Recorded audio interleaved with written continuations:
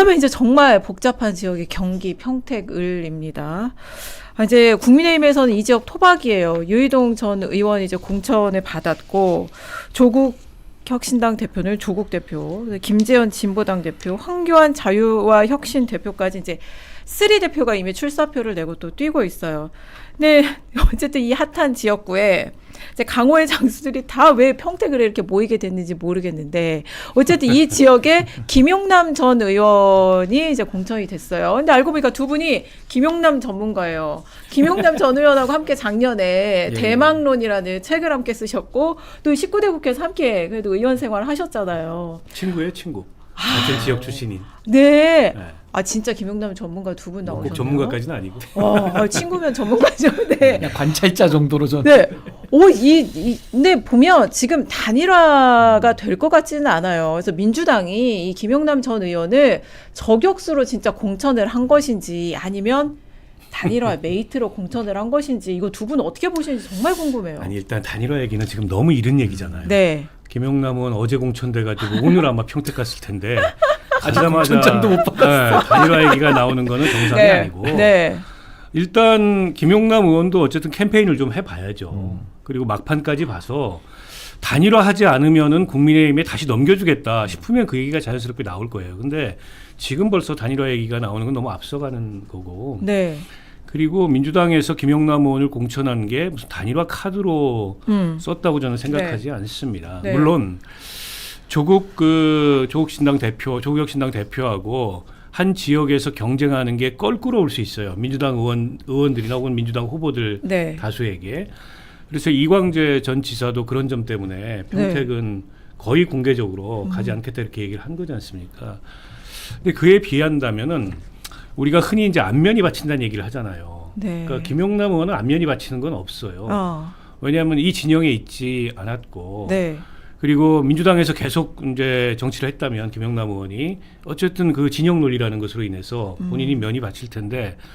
이제 김용남 의원은 지난 대선 때 영입됐던 이른바 이제 뉴 이재명이잖아요. 본인은 뉴 이재명 아니라고 주장하던데 어쨌든 요즘 분류에 따르면 때문에 조국 혁신당이나 조국 대표하고 면이 바칠 건 없어요. 그런데다가 조국 사태 때는 또 한때 대척점에 서가지고 사모펀드나 이런 걸 가지고 치열하게 어쨌든 대립을 했던 사이기 때문에 민주당 입장에서는 어쨌든 다른 민주당 후보들보다 기존의 민주당에서 계속 정치를 해왔던 이제 김용남 의원을 냈을 때 이른바 이제 그 진영 의식이나 진영 논리로 인해서 뭔가 이게 좀 부딪히는 이런 점은 없는 것 같고 그게 이제 김용남 의원을 공천한 하나의 배경인 것 같고요. 그리고 다른 하나는 이렇게 되면 단일화 이런 거보다 경쟁해서 어쨌든 우위를 점하겠다라는 의지가 민주당 한편에 있는 거죠. 때문에 단일화가 저는 너무 지금 얘기가 나오는 것도 앞서가는 거고 안 될 수도 있어요. 저는 안 될 가능성이 상당하다고 봅니다. 왜 당장 조국혁신당에서 오늘 정춘생 의원이 아니 다른 사람도 아니고 조국 저격수를 공천하냐 신장식 의원도 이 사모펀드 말씀하신 의혹 이거에 대해서 반성문부터 써라 이런 얘기를 오늘 했거든요. 조국 대표가 반성문 써야 되는 거 아니 아니에요? 네, 그러니까요. 누구한테 반성을 쓰라고 했는지 모르겠는데 어쨌든 김용남 의원을 향해서 이런 얘기들이 벌써 나오고 있기 때문에 이제 조국혁신당은 불쾌하다 이거죠. 근데 저는 김용남 의원님이 지금 굉장히 앞서가고 있다라는 반증이 전 조국혁신당의 반응이라고 생각해요. 그러니까 지금 시작도 되지 않고 이제 막 시작했는데 사방에서 그냥 김용남 의원을 막 때리기 시작했거든요. 그러니까 이거는 뭔가 본인들의 운명을 좀 직감한 거 아니냐. 저 이런 생각도 좀 들었고 이게 그 프레시안의 어제 여론조사 결과 보니까 조국혁신당의 조국 대표는 상수고 이제 당시에 김용 전 부원장과 이제 김용남 의원은 아직 미정인 상태에서 이제 돌렸는데 당시 유이동 의원도 아마 미정 상태로 알고 있는데 돌려보니까 조국 김용남, 유이동 거의 비슷하게 나오거든요. 이건 엄청난 거죠. 왜냐하면 조국혁신당의 조국 대표는 이미 발언을 해서 본인의 출마가 상수가 된 상황인데 이 둘에 대해서는 뭐 유이동 의원이야 워낙 평택 사람이니까 그러다 치고 김용남 의원은 꽤 잘 나오는 거예요. 그래서 저는 야 이거 김용남 의원이 한번 해볼 만한 그 선거가 되겠다 이런 생각이 들었고 무엇보다 이번에 저는 단일화가 상당히 어렵다라는 생각이 들어요. 왜냐하면 단일화가 되려면은 보수에서 먼저 단일화를 하든지 진보 진영, 민주당 진영에서 단일화를 하든지 뭔가 먼저 움직여야 되는데 제가 볼 때는 두 쪽 다 지금 단일화하기가 매우 어려운 상황이거든요. 그래서 저는 5자 구도 내지는 6자 구도로 치러질 선거로 보고 네. 그렇다고 한다면은 28%에서 30% 초반만 나와도 당선되는 분이 나올 것 같거든요.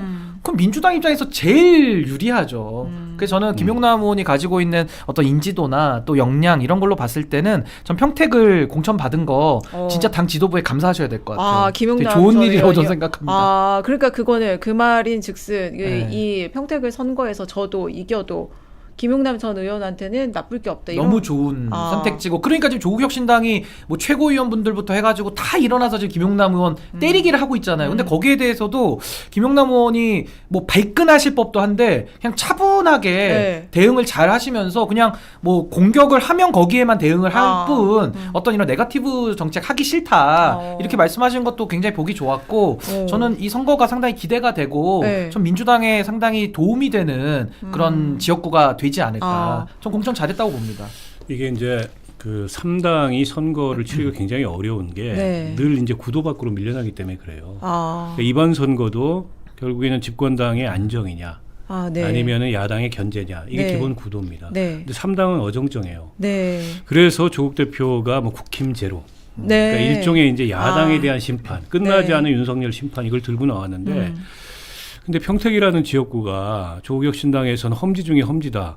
이렇게 주장을 하지만 험지가 아니에요. 지난 2022년 지방선거 때 네. 경기도의 31개 시군에서 네. 민주당이 7개 이겼는데 그중에 하나가 네, 평택이에요. 네. 그러면 경기도에 상대적으로 양진 거예요. 이게 험지가 아니고. 네. 때문에 이제 국힘 제로 그러면 그걸 조국혁신당이나 조국 대표를 통해서만 해야 돼? 네. 라는 의문이 나오죠. 네. 그래서 구도 설정이 잘 안 돼요. 첫 번째는 이게 이제 딜레마고 두 번째로는 조국혁신당이 거기에 조직 기반이 전혀 없습니다. 그렇죠. 당협도 없어요. 네. 그러면 이제 후보가 일정을 모릅니다. 네. 지역에서 일어나고 있는 일을 몰라요. 시의원, 구의원이 없으면 어디서 무슨 일이 일어나고 있고 어디서 무슨 모임이 있고 네. 오늘 저녁에 어떤 친목 모임이 있고 어떤 동창회가 있는지를 모르는 거예요. 네. 그러면 길거리에 서가지고 피켓 들고 하는 선거운동밖에 없어요. 선거운동. 그러니까 이게 부산에서 한동훈 대표가 마주치게 되는 한계하고 비슷한 거예요. 이게 조직이 없다는 것의 네. 가장 큰 맹점인데 근데 이제 이걸 다 극복할 만한 그럼 인물에 네. 압도적인 우위가 있느냐. 물론 상대적 우위가 있죠. 인지도가 높고 어쨌든 뭐 차기 대권 주자 이런 데 이름도 올리고 하잖아요. 그건 있는데 그 인물의 우위가 아주 압도적이어야 네. 이 구도나 혹은 조직의 열쇠를 다 찢고 선거에서 우위를 보이는데 아직까지 그런 상황은 아니에요. 아까 여론조사도 인용을 했지만 네. 물론 한 번 여론조사이기 때문에 조금 더 돌려봐야 돼요. 그래서 지금 단일화 얘기가 나오는 거는 일로도 너무 이르고 그리고 어떤 후보 캠프에서도 지금 단일화를 생각하지 않아요. 단일화를 생각하게 되고 그게 이를테면 이제 이른바 진영 내에서 목소리가 높아지는 거는 국민의힘한테 내준다. 이런 객관적 결과가 나오기 시작할 때 그런 얘기가 나올 거예요. 근데 아직은 누가 비교의 우위에 있는지 확인도 안 된 상황에서 경합할 수밖에 없고 아니 게다가 김용남 의원이 이제 내려갔잖아요. 이제 뭐 공천장 받고 유니폼 입고 예비후보 등록하고 선거운동해야 되는데 단일화 얘기부터 자꾸 언론에서 물어보면 할 말이 없죠. 솔직히 그에 대해서는 무슨 할 말이 있겠어요. 일단 난 열심히 하겠다. 다만 열어놓는다 가능성은. 그렇잖아요. 마음을 열고 대화해보겠다 얘기했으니까 원론적인 답변이고 지금 할 얘기는 그 얘기밖에 없어요.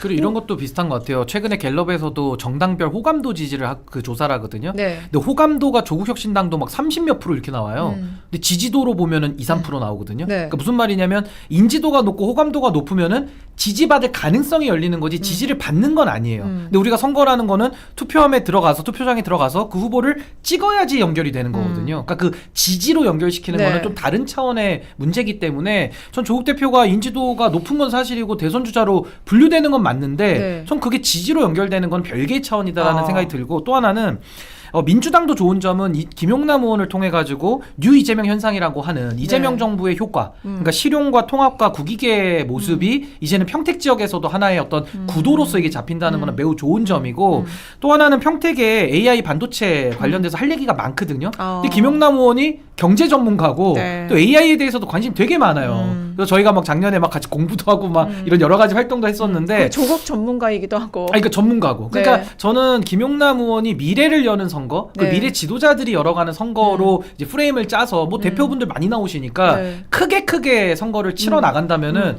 오히려 조국혁신당은 뭐 김용남 의원 몇 년도에 무슨 발언, 뭐 과거 뭐 찾듯이 네. 나무위키 찾듯이 언제 무슨 발언인지 이러고 있는 거고 김용남 의원은 반도체 AI 관련된 경제와 관련된 내용들을 막 얘기를 한다면 저는 국민들의 평가 금방 달라질 것 같은데 그래서 저는 앞으로도 요 평택을 지역구는 지켜봐야 되겠지만 네. 전 상당히 김용남 의원에게는 아주 환경이 좋은 그런 선거가 아닌가. 그런 이제 생각이 다만 오자잖아요 현재. 네.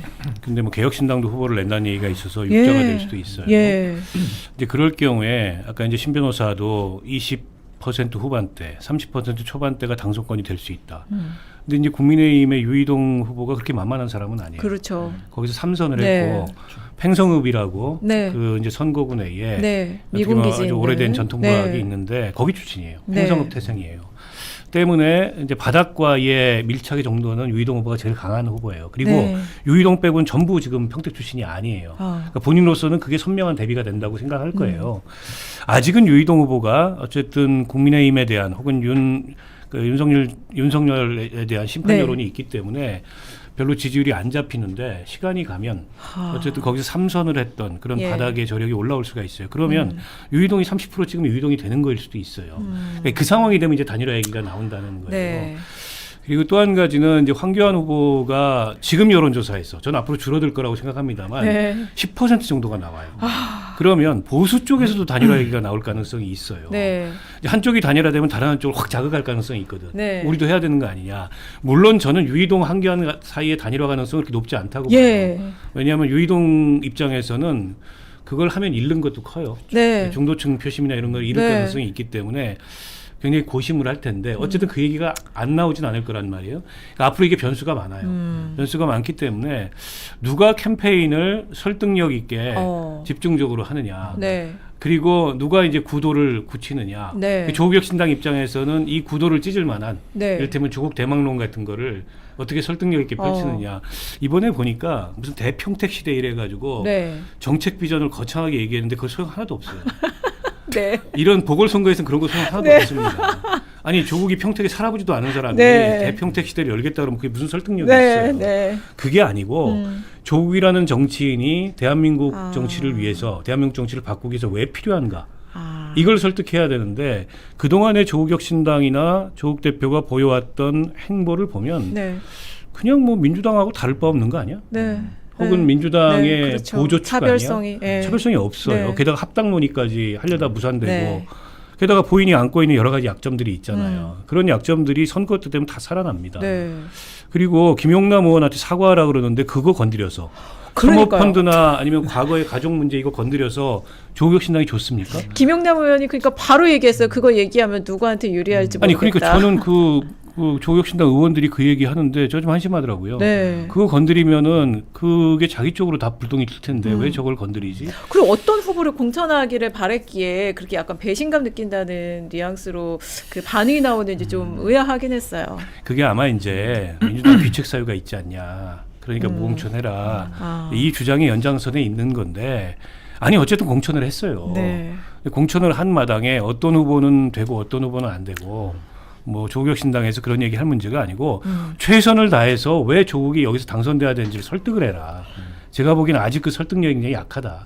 그냥 내가 인지도 높으니까 그리고 내가 어쨌든 정치검찰의 뭐 희생양이니까 조국 대표 주장으로서 이렇게 주장하는 것 이상의 어떤 비전도 없어요. 그러니까 그거 가지고는 구도를 못 이긴다. 네. 저는 그렇게 봐요. 심지어 지역 조직도 없다. 그 당은. 네. 이게 좀 조국혁신당의 한계인 게 그 진보당 김재현 대표랑 서로 뭐 여기 왜 출마했냐 막 이런 얘기 했었잖아요. 그러니까 조국 대표 입장에서는 김재현 후보의 반대에도 불구하고 출마를 해놓고 그러고 나서 민주당에 대해서는 뭐 무공천 얘기하고 김용남 네. 의원 보고 뭐 여기 오기 전에 반성문부터 쓰고 와라 이렇게 얘기하는 게 좀 네. 앞뒤가 안 맞아요. 그냥 각자 출마해서 평택 발전에 대해 가지고 선의의 경쟁하면 될 일인데 네. 근데 그 메시지를 또 어제 김용남 의원은 내더라고요. 그래서 선의의 경쟁을 하자, 마음 네. 열고 대화하자 네. 이런 이야기를 한 건 정말 메시지를 전 잘 냈다고 보고 오. 이게 왜 이런 현상이 일어나는지를 보면은요. 조국혁신당이 원툴 정당이잖아요. 그러니까 검찰 개혁을 세게 얘기하겠다라는 그 쇄빙선밖에 이제는 가치가 안 남은 정당이기 때문에 평택시에서 군이 아니고 시죠. 평택시에서 검찰 개혁을 가지고 붙을 전선이 없어요. 근데 조국혁신당 계신 분들은 검찰 개혁 세게 하자 이 말밖에 할 줄 아는 게 없기 때문에 사실은 평택 와가지고 이제 AI 반도체 얘기하기 시작하면은 사실 별로 할 게 없죠. 그동안 네. 보여준 게 없으니까. 네. 그러니까 김용남 의원 몇 년 전에 무슨 발언 어디서 했지 이거 찾는 거예요. 네거티브 전략으로 할 게 갈 없으니까. 거다. 그래서 전 이 부분은 조국혁신당의 한계를 그동안에 보여왔던 게 터졌다고 저는 보는 거고 또 하나는 김용남 의원은요. 온갖 무기를 지금 다 장착하고 있어요. 그게 뭐냐? 네. 뭐 인지도도 만만치 않죠. 김용남 의원도 많이 알려지신 그렇죠. 분이고 네. 더 중요한 건 어떤 공약을 내걸 때 실현시킬 힘을 갖고 있어요. 그게 왜 그러냐면 이재명 대통령이 영입한 인사고 여당이고 대통령 행정부 권력도 있고 김용남 의원이 말하는 거는 현실이 돼요. 평택이 현실이 됩니다. 근데 이거는 유이동 후보나 조국혁신당의 조국 후보나 이분들이 이야기하는 거는 현실화하려면요. 앞으로 한 10년 걸릴걸요? 그분들이 집권을 하거나 뭔가 다수당이 돼야지 현실이 될 가능성이 높은 건데 저는 김용남 의원의 말은 현실이 되고 그분들의 말은 조금은 이루기 어려운 약속이 되는 이 차이도 전 김용남 의원 입장에서는 상당한 프리미엄을 가지고 할 수 네. 있다. 그래서 저는 지금 조국혁신당 구성원들이 그걸 알기 때문에 지금 김용남 의원을 집중 포격하는 거 아니냐. 근데 이게 좋은 전략은 아닌 게 포격하면 포격할수록 아마 김용남 의원 지지율은 더 올라갈 겁니다. 제가 볼 때는. 네. 그래서 뭐 조국혁신당이 어쨌든 지금 여러 가지 고심이 들 수밖에 없어요. 그러니까 이게 이제 조직도 약하고 그리고 조국 대표가 안고 있는 여러 가지 핸디캡도 네. 있는 데다가 구도밖에 밀려나 있다 보니까 3당으로서 이걸 어떻게 뚫어야 될지 여러 가지 고민이 있을 텐데 지금까지는 어쨌든 딱히 전략적 묘수가 있어 보이지 않는다. 그냥 열심히 하겠다. 네. 뭐 이런 건데 그런 걸로는 잘 안 될 거라고 네. 보고요. 오히려 단일화에 쫓기는 쪽이 조국혁신당이 될 수가 있어요. 그 지지율을 봤는데 네. 비슷하네? 내지는 김용남이 조금 더 앞서네? 네. 이러면은 조국은 왜 나와가지고 되지도 않을 거 저러냐. 이런 얘기가 나와요. 네. 그렇게 되면 이제 쫓기는 건 조국혁신당이 된단 말이에요. 그러니까 조국혁신당으로서는 뭔가 이게 전략적으로 지금 이 네. 타겟책을 찾아야 돼요. 네. 찾지 못하면은 갈수록 이제 힘이 빠질 수 있어요. 네. 그게 이제 3당이나 네. 이제 조직이 약한 쪽이 선거에서 마주치는 딜레마거든요. 게다가 이제 진보당 변수도 있는데 네.